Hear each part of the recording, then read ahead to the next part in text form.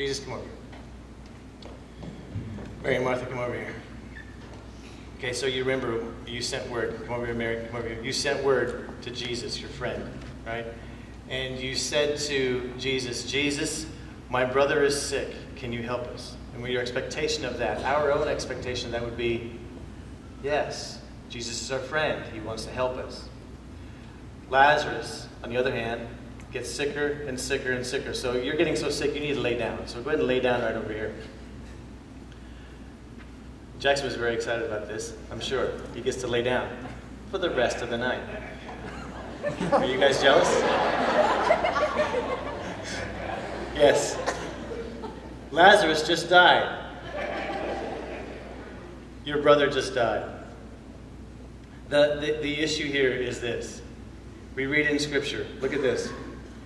It says that Jesus waited 2 days. Look over in verse 5. It says, now Jesus loved Martha and her sister and Lazarus. So when he heard that Lazarus was ill, he stayed 2 days longer in the place that he was. Now, here's one of the things I want us to talk about, is that this is the next part of our worship. Worshiping on the hilltop is easy. It's what we need to do. It's where we want to be. The relationship's close. But now we're at a different part of worshiping, a different place for worshiping for Mary and for Martha. They don't know this quite yet, but here's the deal.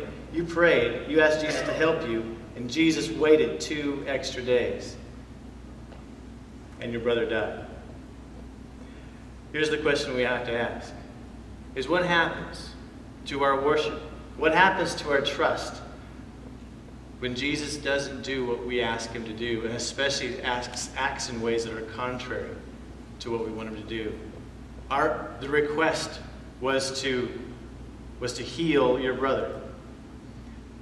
You waited 2 extra days. Now we all have this question about why you waited these 2 extra days.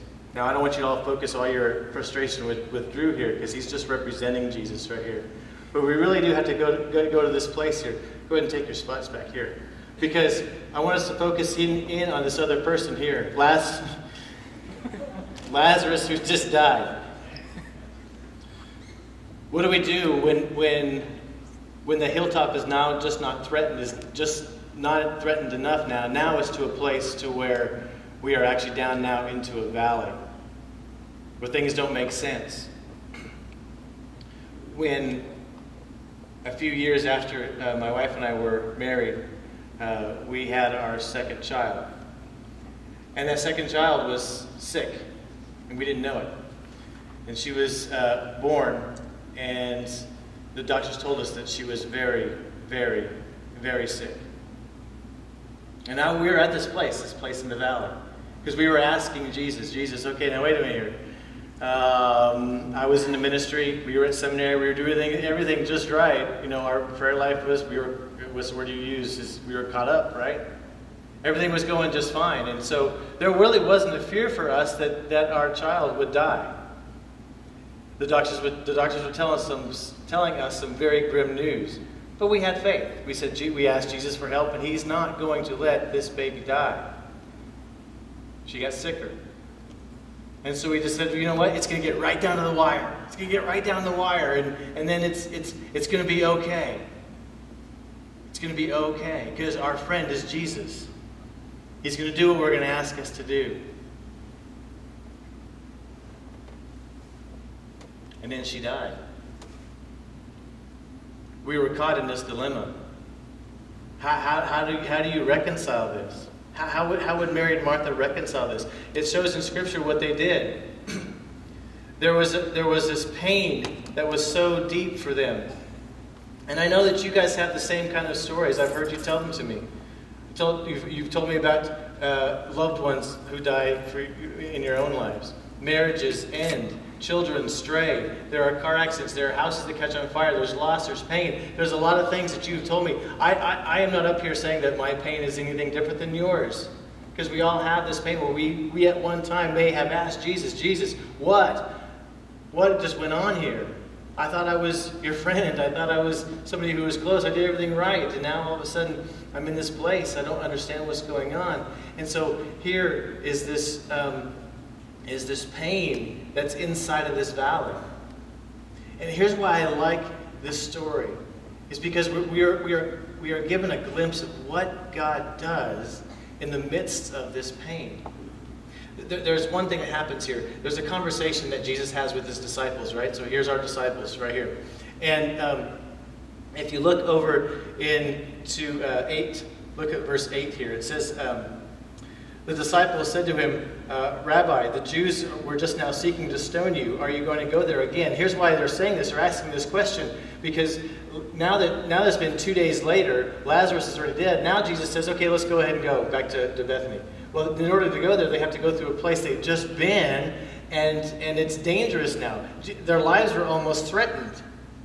And so here, the disciples are going, wait a minute, this doesn't make sense. Why do you want us to go back to a place where our lives were threatened before? So there's the same kind of question. It's the same kind of question they asked Jesus later on. Jesus, what are you doing? How come you're asking us to do this? And Thomas later on says, all right, well, I guess if we're going to go, let's just go and die. That's what he says. Let's just go ahead and go, and then we'll die. So they had this full expectation that you guys were going to die. So now we not just have Lazarus is dead, we have you guys. And you guys want to do that. Jesus takes that question, and he reveals something about himself. And this is what he says. He teaches them. The disciples have this question. If we go back, we're going to be killed. And Jesus teaches them this. Look at verse 9. It says, Jesus answered, are there not 12 hours in a day? If anyone walks in the day, he does not stumble, because he sees the light of the world. But if anyone walks in the night, he stumbles because the light is not in him. After saying these things, he said to them, our friend Lazarus has fallen asleep, but I go to awaken him. And later on he says, they get confused. And Jesus later says, Lazarus is dead, guys. We're going to go. So what Jesus says to them, this teaching moment, says, look, okay, there is work to be done. While there is still light, there is still work. And so don't worry about what's going to happen in the night. Don't worry about stumbling, because the light is with us. The light is with you. So here's the teaching for the disciples. They're afraid they're going to die, and Jesus says, I am the light. I am with you. There's still work to be done. Let's go do the work to be done. It's still light. There's no need to be afraid. He gave the disciples enough of himself, enough revelation of himself, of his character, of his love, for the disciples to keep on walking. So we have this point here in this valley where God reveals himself just enough so we can have just enough faith to keep on walking. What about Mary and Martha? What do we do over here? What does Jesus do over here? Well, they have the same kind of questions. Look at verse 21. Verse 21 has Martha. Martha said to Jesus, Lord, if you had been here, my brother would not have died. Now that is a very fair question, honestly. That's a really fair question. It kind of shows this example here that if we were to be there to counsel Mary and Martha, we would say this is an appropriate reaction to have. It is.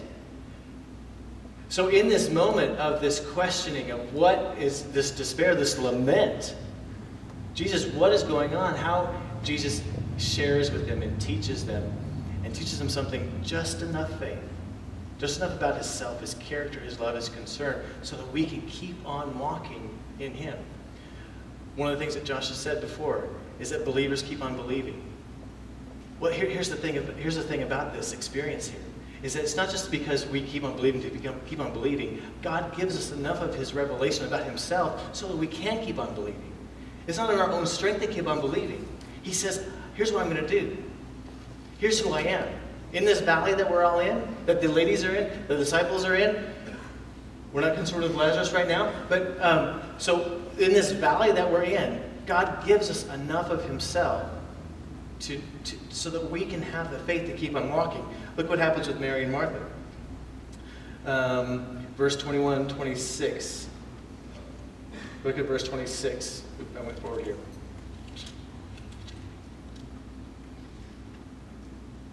Verse 26. Martha, look at verse 24. Martha said to him, I know that you will rise again in the resurrection, the last day. And Jesus said to her, I am the resurrection and the life. Whoever believes in me, though he die, yet he shall live. And everyone who lives and believes in me shall never die. Do you believe this? And she said to him, Yes, Lord, I believe that you are the Christ, the Son of God. Now there's another group of people in this scenario here, and I'm going to have you represent those people.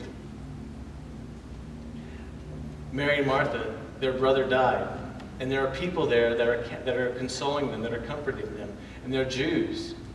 There's a Jewish congregation kind of surrounding Mary and Martha, and they're there to comfort the girls, the ladies, okay? And so, but we also know a little bit about who these Jews are. We see them later on in this passage. And I'm just going to go ahead and describe them to you in this way. There are three different types of Jews, and you're going to represent those people, okay? There are those Jews who are convinced. They've seen enough of what Jesus has done. They're convinced that Jesus is who he is. There's also another group where they're just confused. They're just looking at this and they're going, okay, well, I kind of know what's going on here, but this really doesn't make sense. And there's another type of person in this crowd of Jews, and they're the closed. So I want to ask yourself, again, we have some other people to connect with. We have Mary and Martha over here. We have some disciples over here who are close to Jesus and working. Now we have some Jews. They're non-believers. But some of them are convinced of who Jesus is. Some of them are kind of confused about who Jesus is. And some of them are closed about who Jesus is. They don't want to know who Jesus is. And so we see this response of all these people. And what is the response of the Jews? Well, take a look. It's in verse 36. So the Jews said, See how he loved him, Lazarus. But some of them said, Could not he who opened the eyes of the blind man also have kept this man from dying? This is God's response. They're responding to what God has done, what Jesus does to them. And it's the shortest verse in the Bible. Do you guys know it? The shortest one, what is it? It's right here. It's Jesus wept. Jesus showed enough of himself to these Jews to go, whoa, wait a minute here. This guy really does care. This guy really does have a concern. There are some who says, but wait, if he has so much concern, how come he doesn't save him? They save the blind man, how come he doesn't save him? You see these things going on? These are going on all around Mary and Martha.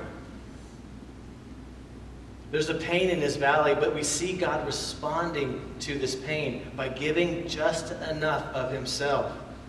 And that's the principle I want us to take away from this one section right here is this, is that worshiping in the valley means that we stay with God, who is faithful to reveal enough of himself with each one of our steps so that we can continue on believing. That's the principle we want to take away from this.